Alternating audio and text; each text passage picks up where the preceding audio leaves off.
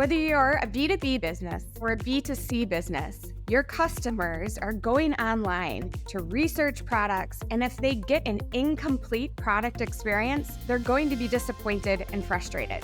In B2B, product information is what's driving the experience and personalization for your customer, or often a B2B purchaser.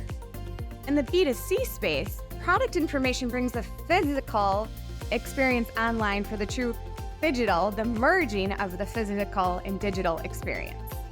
By providing up-to-date and comprehensive product information, businesses can instill trust and boost customer confidence and enhance that overall shopping experience.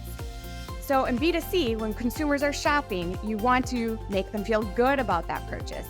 And in B2B, when someone's on your site buying for the job that they're trying to get done, you want to instill trust that they made the right decision for their business. Our Product Information Readiness Assessment is a 4 to 6 week workshop-based engagement where we will partner with you to identify the maturity, organizational readiness, and gaps around your product information. We will dive deep into your current state and business goals to make sure that we're aligning those business outcomes with your product information use cases. What are your digital business goals? What are your print digital goals?